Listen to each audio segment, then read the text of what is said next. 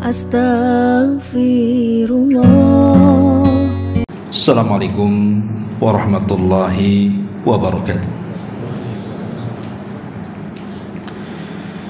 Alhamdulillah wassalatu wassalamu ala Rasulillah wa ala alihi wa sahbihi wa mawalah wa la hawla wa la quwata illa billahi wa ba'du. Alhamdulillah, di malam hari ini kita bisa melanjutkan kajian kita, masih membahas tafsir dari surah Al-Qalam, dan kita masuk pada ayat ke 34 dan seterusnya. A'udzubillahi minasyaitonirrajim. Bismillahirrahmanirrahim. Inna lil muttaqina inda rabbihim jannatin na'im. Afa naj'alul muslimina kal mujrimin. Ma lakum kaifa tahkumun. Am lakum kitabun fihi tadrusun. Anna lakum fihi lama takhayyarun. Am lakum aymanun alaina balighatun ila yaumil qiyamah. Inna lakum lama tahkumun. Salhum ayyuhum bidzalika zaim. Am lahum syuraka'u falyatu bi syurakaihim in kanu sadiqin. Sungguh bagi orang-orang yang bertakwa telah disediakan surga yang penuh kenikmatan di sisi Rabbnya. Apakah patut kami memperlakukan orang-orang Islam itu seperti orang-orang yang berdosa? Maksudnya orang-orang kafir. Mengapa kamu berbuat demikian? Bagaimana kamu mengambil keputusan itu? Atau apakah kamu mempunyai kitab yang diturunkan Allah yang kamu pelajari? Sesungguhnya kamu dapat memilih apa saja yang ada di dalamnya. Atau apakah kalian memperoleh janji-janji yang diperkuat dengan sumpah dari kami,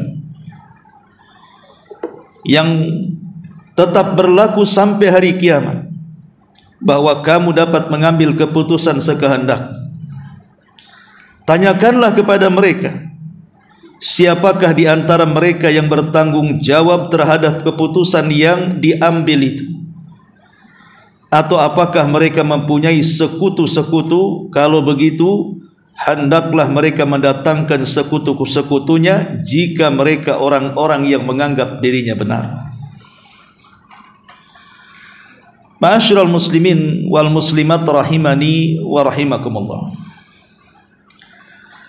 Kita tahu bahwa di permulaan surat Al-Qalam sampai kepada ayat 34 di malam hari yang kita bahas ini, banyak pembahasan yang Allah Subhanahu wa taala terangkan kepada kita. Globalnya, di permulaan ayat Allah Subhanahu wa taala menjelaskan tentang akhlak Nabi.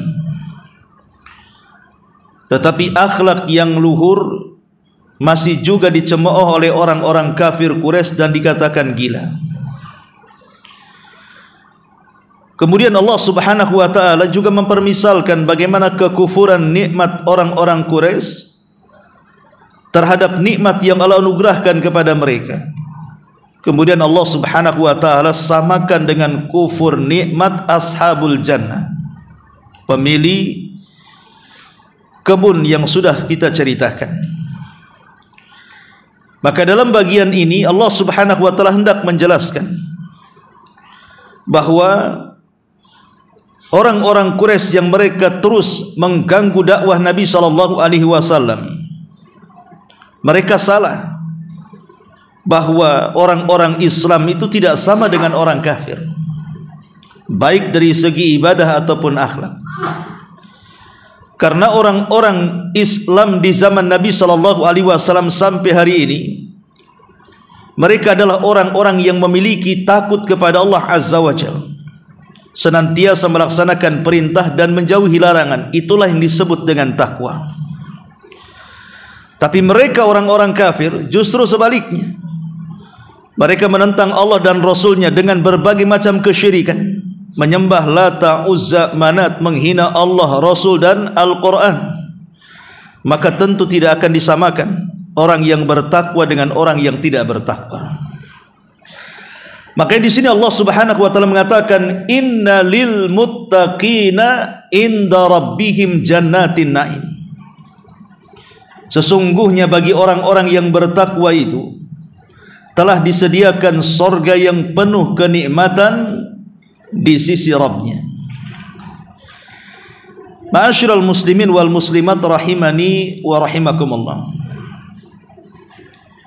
Di sini Allah Subhanahu wa taala menjelaskan tentang keistimewaan orang-orang yang bertakwa. Dan apa itu takwa? Banyak definisi yang diungkapkan para ulama tentang makna takwa itu. Karena kita tahu bahwa kalimat takwa ini selalu kita dengar. Dan nasihat takwa juga selalu kita dengar. Terutama di hari Jumat. Karena di antara rukun Jumat itu khatib mengingatkan jemaahnya di setiap masjid ketika salat Jumat, mengingatkan untuk mewasiatkan dengan takwa. Jadi takwa ini sesuatu yang sering terdengar dalam telinga kita. Banyak definisi yang diungkapkan para ulama tentang apa itu definisi takwa. Pertama, ucapan Talaq ibn Habib rahimahullahu ta'ala, seorang alim min ulama'i tabi'in, di mana beliau mengatakan, idza waqa'atil fitnatu fa'atfi'uha bittaqwa. Apabila telah terjadi sebuah fitnah, huru-hara di mana-mana seperti pertumpahan darah dan yang semacamnya, maka padamkanlah fitnah itu dengan ketakwaan. Kemudian orang-orang bertanya kepada Talaq ibn Habib, kunyahnya Abu Ali. Mereka mengatakan, ya Aba Ali, wa ma taqwa? Wahai Abu Ali, lalu apa makna daripada takwa itu? Qala, maka Talaq ibn Habib mengatakan, an ta'mala bi ta'atillahi ala nuri minallah tarju thawaballah, wa an tatruka ma'siyatallahi ala nuri minallahi takhafu iqaballah. Kata beliau, takwa adalah engkau melaksanakan ketaatan kepada Allah di atas cahaya yang datang dari Allah, dalam rangka mengharapkan pahala Allah Subhanahu wa ta'ala, dan engkau meninggalkan kemaksiatan-kemaksiatan kepada Allah di atas cahaya atau bimbingan dari Allah, dalam rangka takut akan azab Allah Subhanahu wa ta'ala. Itulah takwa. Maka dari definisi Talaq ibn Habib ada beberapa poin. Pertama, orang dikatakan takwa itu harus memenuhi syarat. Pertama, keikhlasan saat beribadah kepada Allah atau saat meninggalkan sesuatu yang dilarang oleh Allah Subhanahu wa ta'ala. Dan yang kedua, harus ada ittiba, mencontoh Nabi SAW, baik saat melakukan perintah Allah atau saat meninggalkan larangan-larangan Allah Subhanahu wa ta'ala. Kemudian dari definisi ini juga bahwa takwa ini menjalankan perintah dan menjauhi larangan. Jadi secara global kata Talaq ibn Habib, ma'ruf takwa itu adalah menjalankan perintah dan menjauhi larangan, dan dua-duanya berdasarkan bimbingan Allah Subhanahu wa ta'ala. Kemudian juga dalam definisi ini ada kandungan dua rukun ibadah untuk menyempurnakan takwa. Pertama, harap, dan yang kedua, takut. Mengharap surga Allah Subhanahu wa ta'ala dan takut akan iqab ataupun hukuman dari Allah Subhanahu wa ta'ala. Itulah global takwa yang disebutkan oleh Talaq ibn Habib. Ali bin Abi Thalib radhiyallahu an juga memiliki definisi takwa yang berbeda. Ketika dia ditanya soal takwa, wa mat taqwa, apa itu takwa wahai Amirul Mukminin? Maka Ali radhiyallahu an mengatakan, at-taqwa al-khawfu minal jalil wal amalu bit tanzil wal qana'atu bil qalil wal isti'dad li yaumir rahil. Kata beliau, takwa itu terdiri dari 4 kalimat. Pertama, al-khawfu minal jalil, rasa takut yang ditanamkan kepada al-jalil Allah subhanahu wa ta'ala. Yang kedua, al-amalu bitanzil, berusaha melaksanakan apapun yang diturunkan oleh Allah subhanahu wa ta'ala, baik melaksanakan perintah ataupun menjauhi larangan yang diambil daripada Al-Quran dan sunnah Nabi sallallahu alaihi wasallam. Kemudian yang ketiga, al-qana'atu bil qalil. Al-iqna artinya merasa cukup dengan pemberian Allah subhanahu wa ta'ala walaupun sedikit. Dia tidak mengeluh dan tetap bersyukur kepada Allah subhanahu wa ta'ala. Dan yang keempat, al-isti'dad li yaumir rahil, mempersiapkan diri untuk hidup setelah kematian. Itulah takwa, kata Ali bin Abi Thalib radhiyallahu an, menanamkan takut kepada Allah, berusaha menjalankan perintah dan larangan yang tercantum di dalam Al-Quran dan sunnah Nabi sallallahu alaihi wasallam. Kemudian yang ketiga, berusaha bersyukur, qanaah, apapun yang Allah subhanahu wa ta'ala gariskan dari hidup kita, kita katakan alhamdulillah ala kulli hal, alhamdulillah bi ni'matihi tatimmu shalihat. Dan yang terakhir, mempersiapkan diri untuk setelah kematian kita. Umar bin Abdul Aziz rahimahullahu ta'ala juga mendefinisikan apa itu takwa. Kata beliau, laisa taqwallahi bisiyami nahari wala biqiyamil laili, walakin taqwallahi tarku ma harramallahu wa ada'u maftaradallahu. Kata Umar bin Abdul Aziz rahimahullahu ta'ala, takwa adalah, beliau mengatakan, bukanlah sebuah takwa, bukanlah ketakwaan kepada Allah subhanahu wa ta'ala itu dengan memperbanyak puasa di siang hari. Bukan pula ketakwaan itu karena rajin salat malam di malam hari. Akan tetapi takwa itu seseorang mampu meninggalkan yang Allah haramkan dan melaksanakan yang Allah wajibkan. Itulah takwa. Ketika kita mampu melaksanakan kewajiban-kewajiban Allah subhanahu wa ta'ala dan meninggalkan yang diharamkan Allah subhanahu wa ta'ala, itulah takwa. Karena belum tentu orang yang salat malam, yang tidak pernah meninggalkan qiyamul lail, atau belum tentu orang yang tidak pernah meninggalkan siyamun nahar, mereka lolos dari maksiat kepada Allah azza wa jalla. Sehingga takwa itu berkaitan dengan melaksanakan perintah dan menjauhi larangan. Abdullah ibn Mas'ud radhiyallahu an juga mendefinisikan soal takwa. Ketika beliau memberikan catatan kepada surah Al-Imran ayat 102, ittaqullaha haqqa tuqatih wa la tamutunna illa wa antum muslimun. Bertakwalah kepada Allah dengan sebenar-benar takwa dan jangan mati kecuali dalam kondisi muslim. Beliau mengatakan takwa adalah an yuta'a fala yu'sa wa yudhkar fala yunsa wa an yushkara fala yukfar. Jadi takwa itu adalah agar Allah subhanahu wa ta'ala ditaati dan tidak dimaksiati, agar Allah subhanahu wa ta'ala diingat dan tidak dilupakan, agar Allah subhanahu wa ta'ala nikmat-nikmatnya disyukuri bukan dikufuri. Itulah takwa. Mentaati Allah subhanahu wa ta'ala dan mengingat Allah subhanahu wa ta'ala dan bersyukur akan nikmat yang Allah anugerahkan kepada kita. Itulah takwa, kata Abdullah ibn Mas'ud radhiyallahu an. Abdullah ibn Umar radhiyallahu anhuma juga mendefinisikan takwa. Ketika dia ditanya soal takwa, Dia mengatakan alla tadunanna annaka khairun min ahadin.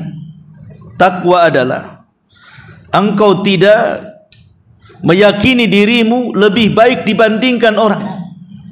Jadi takwa itu tidak meremehkan orang lain dan tidak ujub dengan amalannya. Karena betapa banyak kemudian orang-orang yang ujub dengan amalannya, merasa amalannya lebih baik, akhirnya kemudian meremehkan orang. Contoh sederhananya, mungkin para thalabatul ilmi yang sudah merasa senior lah, sudah kenal sunnah mungkin 10-20 tahun. Kemudian nampak orang-orang yang baru ngaji, akhirnya mengedipkan matanya, itu junior saja itu belum sampai, itu kakinya aja belum nempel di bumi katanya. Anak kemarin sore belum paham dia. Lah, ujub seperti ini sebenarnya membatalkan semuanya. Jadi jangan sampai kemudian kita menganggap diri kita jauh lebih baik dibandingkan orang. Ketika kita tidak menganggap diri kita lebih baik dibandingkan orang, kata Abdullah ibn Umar radhiyallahu anhuma, itulah takwa. Dan banyak lagi definisi takwa yang disebutkan oleh para ulama. Atau contoh yang lain, perkataan Aun ibn Abdillah rahimahullahu ta'ala, dia mengatakan tamamut taqwa an tabtaghiya ilma ma lam ta'lam ila ma 'alimta minha. Jadi takwa itu engkau mencari pengetahuan apa yang belum kau ketahui sampai akhirnya engkau benar-benar mengetahui. Dan tidak ada ilmu yang lebih mulia dipelajari melebihi ilmu syar'i. Mengenal Allah, mengenal Rasul, dan mengenal kitab yang diturunkan kepada kita dan agama kita yang kita peluk hari ini. Kita pelajari itu semuanya sampai kita paham, barulah disebut kita sedang bertakwa kepada Allah Subhanahu wa taala, kata Aun ibn Abdillah rahimahullahu taala. Ma'asyiral muslimin wal muslimat rahimani wa rahimakumullah. Setelah kita tahu apa itu definisi takwa, lalu apa sih keistimewaannya orang yang bertakwa itu? Dalam ayat ini sudah dijelaskan. Di antara keistimewaan takwa adalah Allah Subhanahu wa taala akan menurunkan berbagai macam nikmat di sisi Rabbnya. Nikmat di sisi Rabbnya tentu bisa di dunia, bisa di akhirat. Jadi orang-orang yang bertakwa itu akan mendapatkan nikmat di dunia dan akan mendapatkan nikmat di akhirat. Baik, kita rinci. Yang pertama, taisirul umur. Orang-orang yang bertakwa kepada Allah Subhanahu wa taala artinya orang yang menjalankan perintah baik dalam bentuk kewajiban ataupun sunnah, dan menjauhi larangan baik yang diharamkan atau dalam bentuk makruh, maka Allah janjikan kehidupan mereka akan dimudahkan. Allah Subhanahu wa taala mengatakan dalam surah Talaq ayat 4, "Wa man yattaqillah yaj'al lahu min amrihi yusra." Barang siapa yang bertakwa kepada Allah, Allah akan jadikan setiap urusannya Allah mudahkan. Kenapa setiap urusan orang yang bertakwa itu Allah mudahkan? Karena Allah ikut campur dalam menyelesaikan masalahnya. Makanya sering saya katakan, sebesar apapun masalah, kalau Allah Subhanahu wa taala ikut campur menyelesaikannya, pasti teruraikan masalah itu, bahkan terselesaikan. Tapi sekecil apapun masalah, kalau Allah tidak ikut campur, maka selamanya tidak akan tahu jalan keluar dan tidak tahu cara menyelesaikannya. Tapi orang yang bertakwa, mereka akan dimudahkan atas janji Allah Subhanahu wa taala, yaj'al lahu min amrihi yusra. Allah jadikan semua urusannya mudah. Kemudian yang kedua, an-najatu minasyada'id. Orang yang bertakwa itu diselamatkan dari berbagai macam ujian dan cobaan berat dalam hidup. Allah Subhanahu wa taala mengatakan dalam surah Talaq ayat 2-nya, "Wa man yattaqillaha yaj'al lahu makhraja wa yarzuqhu min haitsu la yahtasib." Barang siapa yang bertakwa kepada Allah Subhanahu wa taala, maka Allah akan jadikan setiap urusannya jalan keluar. Artinya setiap kesulitan hidupnya Allah carikan jalan keluarnya. Karena kehidupan manusia itu tidak lepas daripada bala. Selama kita masih hidup di dunia, tidak lepas dari ujian dan bencana. Belum selesai satu ujian, datang ujian yang lainnya. Terkadang ujian itu beruntun, tapi yakinlah orang-orang yang bertakwa kepada Allah Subhanahu wa ta'ala, pasti mereka akan dihindarkan dari semua mara bahaya. Kemudian yang ketiga, al-qabulu indallahi azza wa jalla. Orang yang bertakwa seluruh ibadahnya akan diterima oleh Allah Subhanahu wa ta'ala. Kebalikannya, orang-orang yang tidak bertakwa berarti tidak akan diterima ibadahnya. Makanya Allah Subhanahu wa ta'ala berfirman dalam surah Al-Maidah ayat 27, innama yataqabbalullahu minal muttaqin. Sesungguhnya Allah hanya menerima amalan-amalan dari orang-orang yang bertakwa. Ayat ini berkenaan dengan kisah Qabil dan Habil. Ketika Qabil berkurban, begitu juga Habil berkurban. Tapi Allah Subhanahu wa ta'ala hanya menerima kurbannya Habil dan menolak kurbannya Qabil. Kenapa demikian? Karena kurbannya Habil di atas ketakwaan, adapun kurbannya Qabil tidak di atas ketakwaan. Makanya kemudian Habil menasihati saudaranya dan mengatakan innama yataqabbalullahu minal muttaqin. Setelah korbannya diterima Allah, maka dia menasihati Qabil dan mengatakan innama yataqabbalullahu minal muttaqin. Sesungguhnya Allah hanya menerima amalan dari orang-orang yang bertakwa. Sampai-sampai satu ulama mengatakan, kalau aku tahu satu sujudku diterima oleh Allah Subhanahu wa ta'ala, itu sudah cukup dan saya siap untuk meninggalkan dunia. Kalau seandainya satu sujudku saja diterima oleh Allah, tahu saya diterima oleh Allah, maka itu sudah cukup bagiku dan saya siap menghadapi kematian. Kenapa? Karena tanda diterima amal itu adalah bentuk takwa. Berarti dia mati di atas ketakwaan. Tapi masalahnya kan kita tidak tahu apakah amalan kita diterima atau tidak. Kita hanya berharap amalan kita diterima semuanya. Ma'asyiral muslimin wal muslimat rahimani wa rahimakumullah. Kemudian yang keempat, al-karamatu war rif'ah. Orang yang bertakwa akan mendapatkan kemuliaan tinggi di tengah-tengah manusia. Inilah kaidah Islam. Bahwa Islam memandang manusia itu bukan dari kekayaan, juga bukan dari pangkat jabatan atau kepemimpinan, atau bukan dari popularitas seperti para artis dan selebritis. Tidak, kemuliaan dalam Islam itu tidak itu. Karena Islam juga di satu sisi mengajarkan keserataan. Artinya setara satu dengan yang lainnya. Mau anda si kaya, mau anda si miskin, kalau sudah masuk masjid tidak dipandang lagi. Siapa yang mendapatkan saf pertama, disitulah dia berdiri. Ketika anda haji, mau anda orang kaya, orang miskin, kalau sudah masuk manasik haji, semua pakaian sama, ihram semuanya, berbaju putih dan berharga yang sangat murah.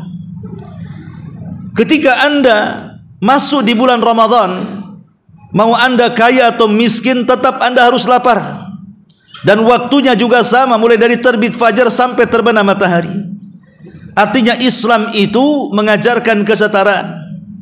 Tetapi di sisi lain, Islam juga mengajarkan bahwa ada manusia-manusia yang dimuliakan dibandingkan yang lainnya. Dan itu dinilai bukan karena harta, jabatan, pangkat, kepemimpinan, popularitas dan yang semacamnya, tetapi ditentukan dengan ketakwaannya kepada Allah Subhanahu wa ta'ala. Makanya Allah mengatakan dalam surah Al-Hujurat ayat 13, inna akramakum indallahi atqakum. Sesungguhnya orang-orang yang paling mulia di antara kalian adalah orang-orang yang bertakwa. Ayat ini dibaca Nabi SAW saat peristiwa Hajjatul Wada. Nabi SAW naik ke Bukit Arafah, kemudian berkhutbah di hadapan para sahabatnya. Kemudian mengatakan, ayyuhan nas, la fadla bainal arabi wal a'jam, walal aswad alal ahmar, illa bitaqwallahi azza wajal. Wahai manusia, tidak ada bedanya antara kalian, Apakah kalian orang Arab atau kalian bukan orang Arab? Apakah kalian berkulit hitam ataupun merah? Yang membedakan kalian adalah takwa kepada Allah. Kemudian Rasul mengatakan, inna akramakum indallahi atqakum. Sesungguhnya orang yang paling mulia di antara kalian adalah orang-orang yang bertakwa. Dan yang kelima, mahabbatullah lil muttaqin. Orang-orang yang bertakwa akan mendapatkan kecintaan Allah Subhanahu wa taala. Dalam hadis Nabi SAW mengatakan, innallaha idza ahabba 'abdan nadahu Jibril. Apabila Allah Subhanahu wa taala mencintai seorang hamba, pertama yang dipanggil adalah malaikat Jibril. Kemudian Allah katakan kepada Jibril, ya Jibril, inni uhibbu fulanan fa ahibbahu. Wahai Jibril, aku suka lo dengan si fulan. Aku suka dengan si fulan dari hamba-hambaku, maka engkau harus suka juga dengan dia. Maka Jibril pun akhirnya suka dengan orang yang Allah sukai.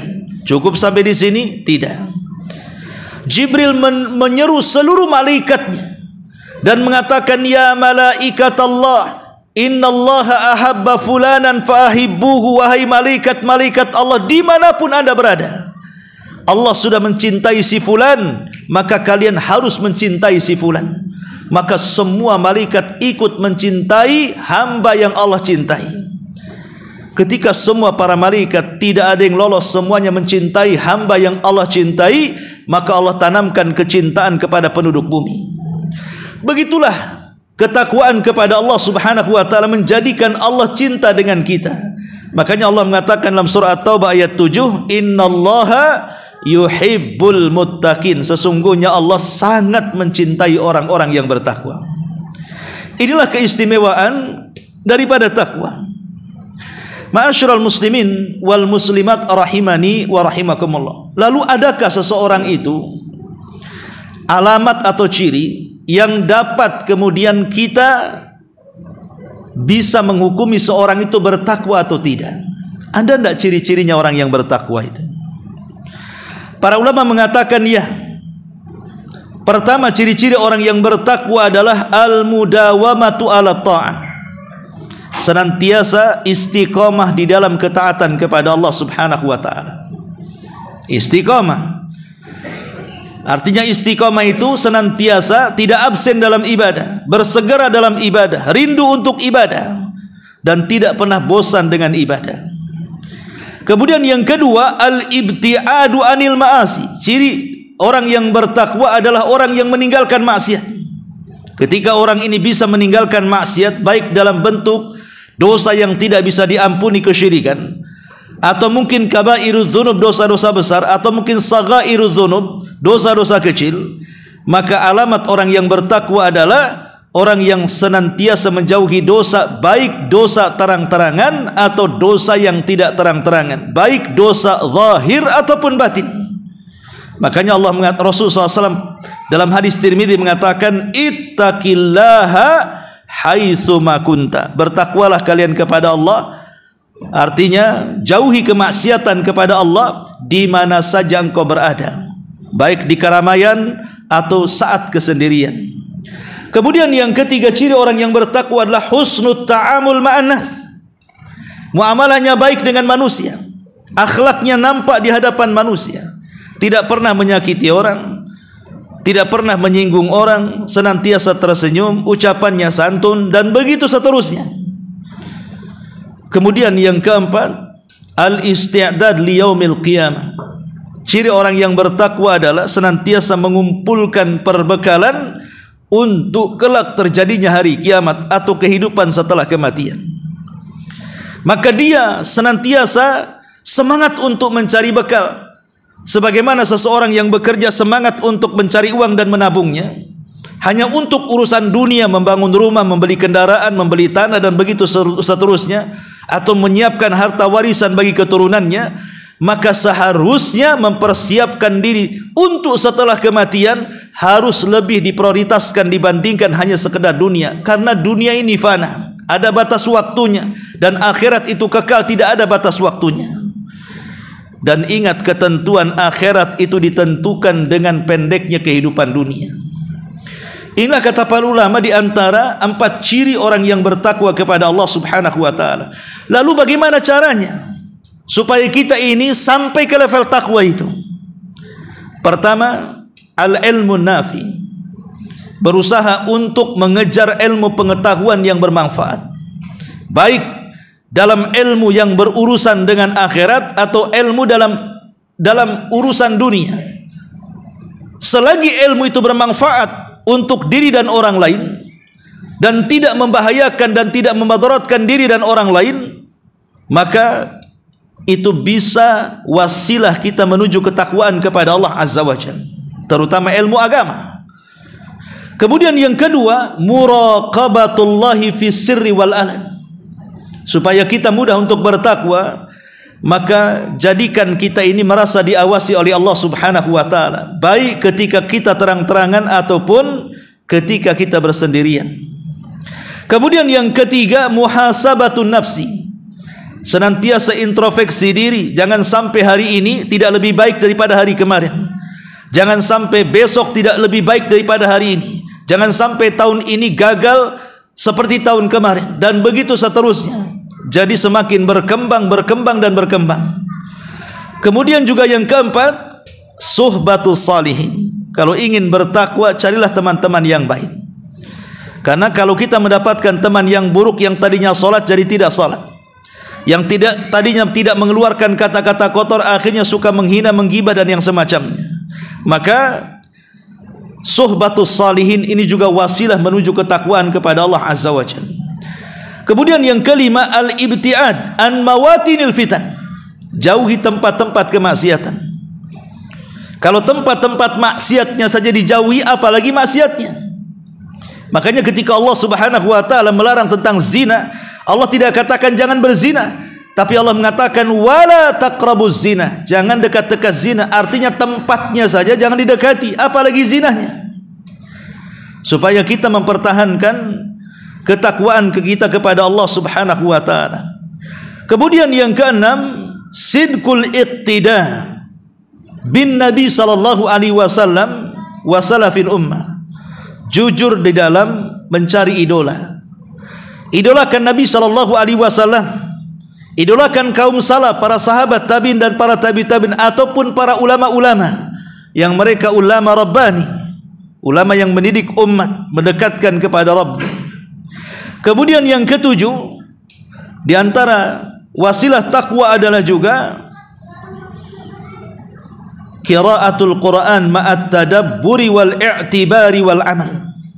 Berusaha membaca Al-Quran, bukan hanya sekedar membaca Quran, ya seperti malam ini kita menjelaskan tafsirnya, dan juga tadabbur, merenungkan isinya.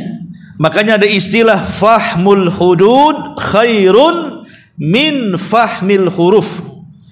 Memahami batasan-batasan Al-Quran, ini perintah, ini larangan, ini yang boleh, ini yang tidak boleh, itu lebih baik dibandingkan hanya sekedar memahami huruf per huruf dalam Quran, tahsin, tajwid dan yang semacamnya. Ya, kita tidak syak lagi orang yang belajar Quran, menghafal Quran, memperbaiki bacaan Quran, tajwid Quran dan begitu seterusnya, itu baik.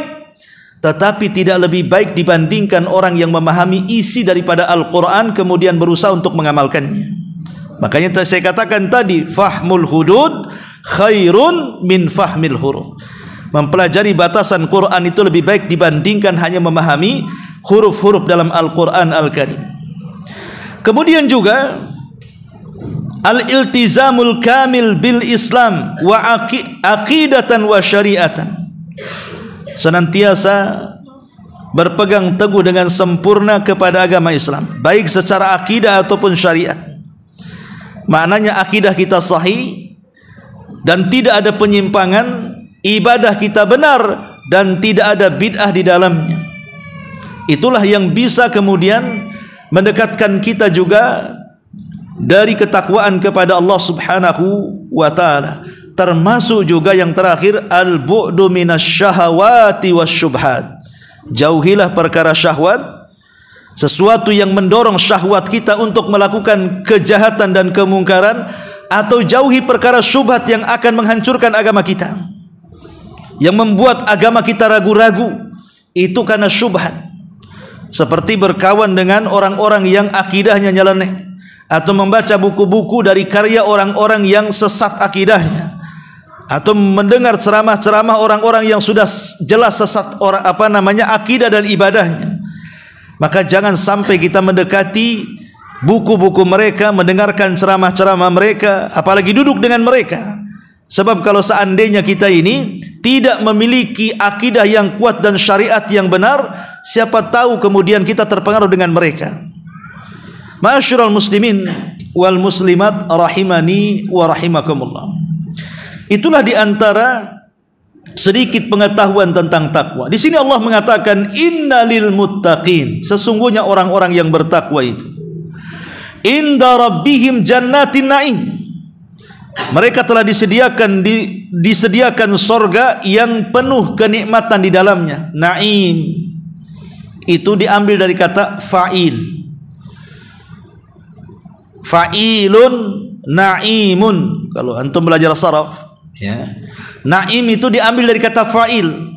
Dan waznul fa'il, wazan fa'ilun itu yadullu ala daimumah, memiliki arti di dalamnya kenikmatan yang tidak terputus. Sesuatu yang tidak terputus itu disebut fa'il dalam bahasa Arab. Maka ketika na'im artinya nikmat, berarti karena ikut wazan fa'il berarti nikmat yang tidak terputus. Jadi kalau orang sudah masuk surga, itu nikmatnya tidak akan terputus. Dunia ini ada batasan nikmatnya.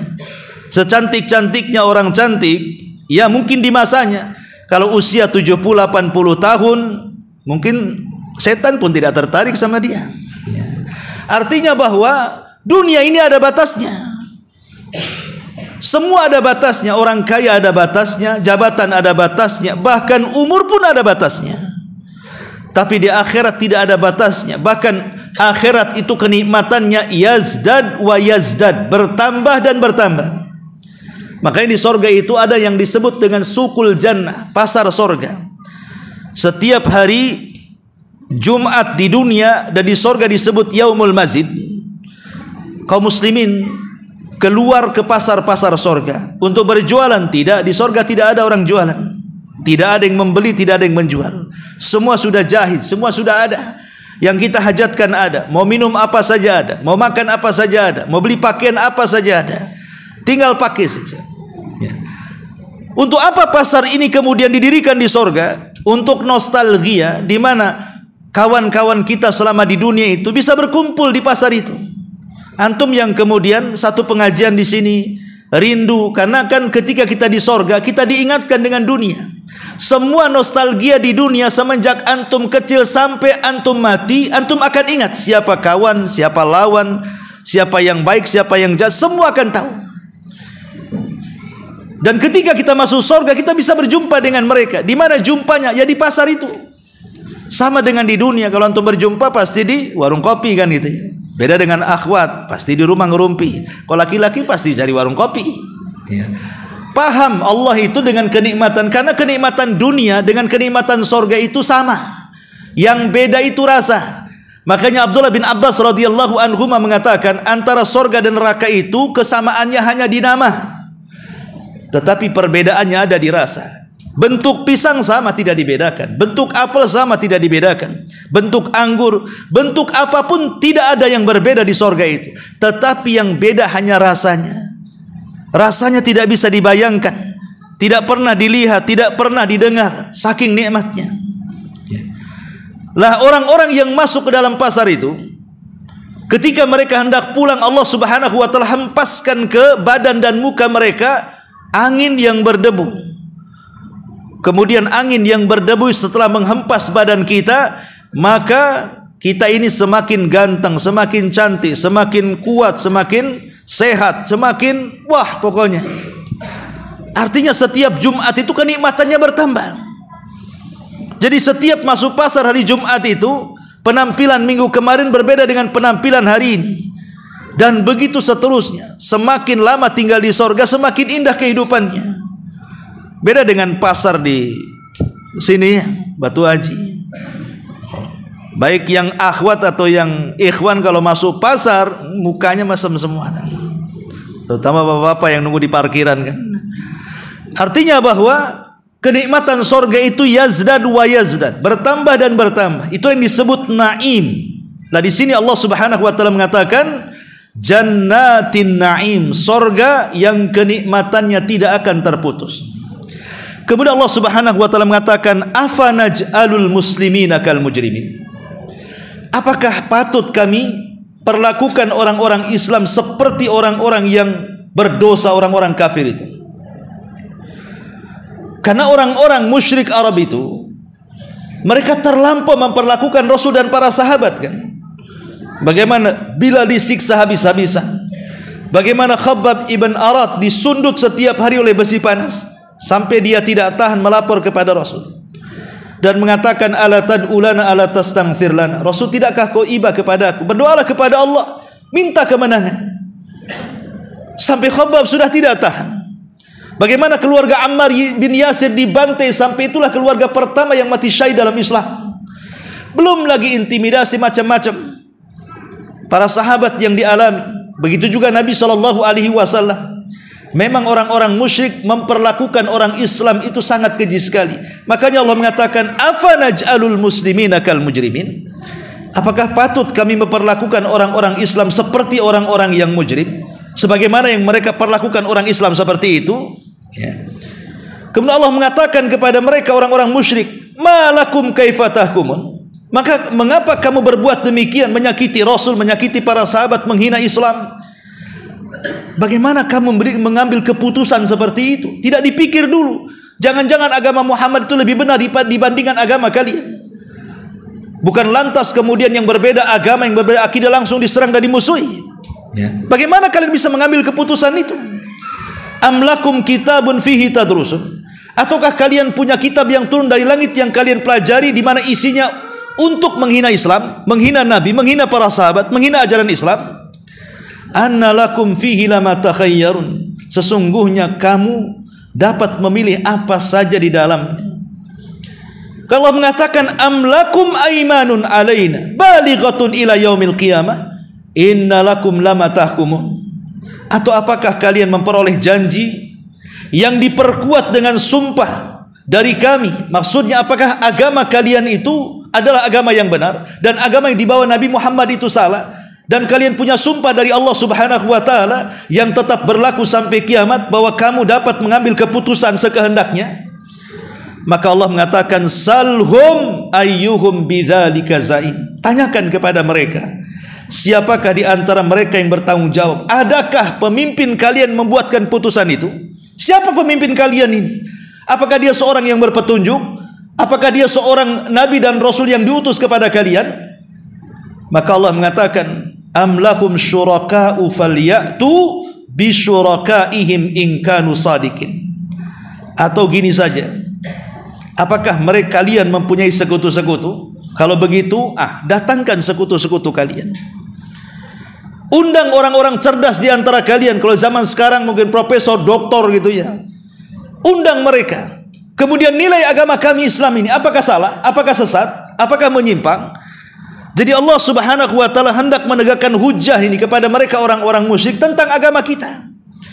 Sebagaimana hari ini banyak orang-orang kafir yang menghina Islam, menghina Nabi Muhammad sallallahu alaihi wasallam, menghina Al-Qur'an, menghina atribut-atribut Islam dan syariatnya, mengata-ngatai Islam yang tidak benar.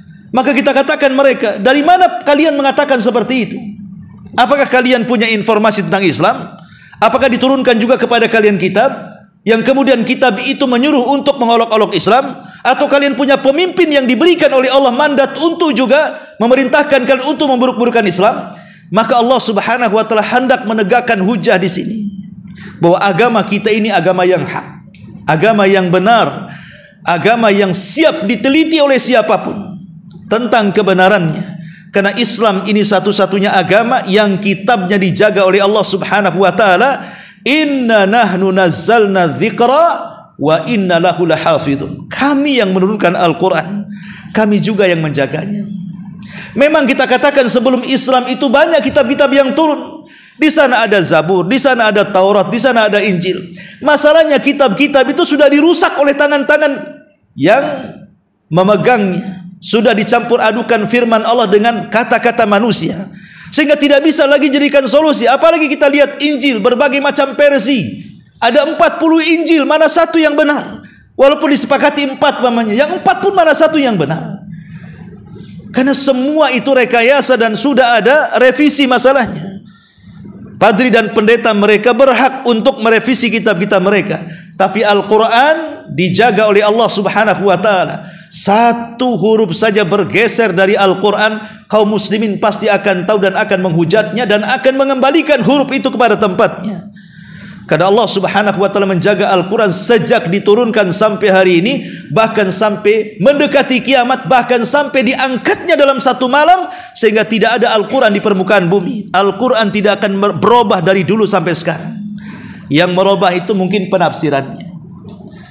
Ada beberapa penafsiran yang menyimpang, akhirnya menyesatkan Al-Quran.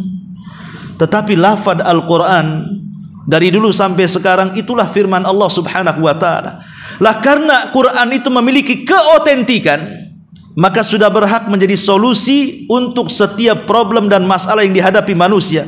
Tapi kitab-kitab sebelum Al-Quran, karena sudah kemasukan perkataan manusia, sudah dikotori dengan lisan-lisan manusia, apakah kemudian layak dijadikan kitab solusi? Kita katakan tidak layak. Karena yang tahu maslahat hamba itu hanya Allah.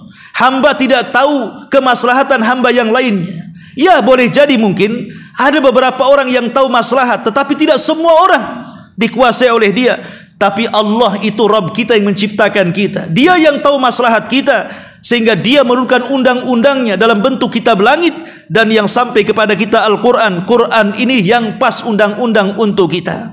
Tapi kalau sudah dicampur adukan dengan firman manusia, sudah tidak layak lagi menjadi solusi bagi umat manusia.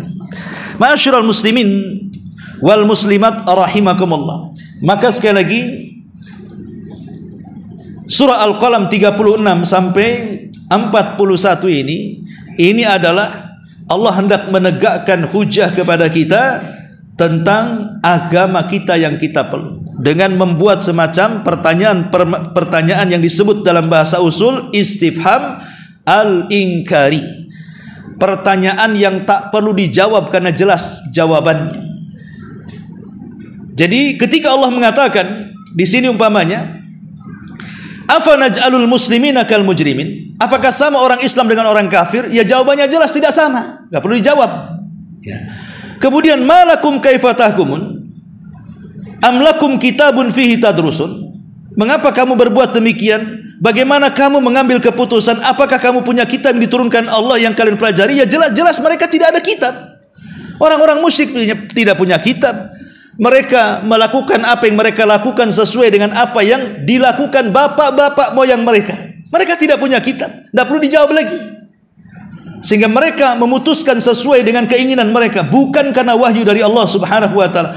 Atau Allah mengatakan amlakum kitabun fihi tadrusun, ataukah ada kitab yang diturunkan Allah yang kamu pelajari, sampai kemudian amlakum aimanun alaina baligha ila yaumil qiyamah inna lakum lama tahkumun.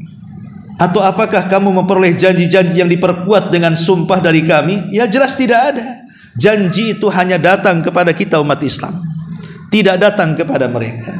Sehingga hujah yang mereka tuduhkan kepada Nabi SAW di zaman itu adalah hujah yang lemah, hujah yang provokatif, hujah yang ingin menghancurkan Islam saja. Sementara mereka tidak punya hujah yang kuat, bahkan mereka didasari kesyirikan, kekufuran dan kesesatan.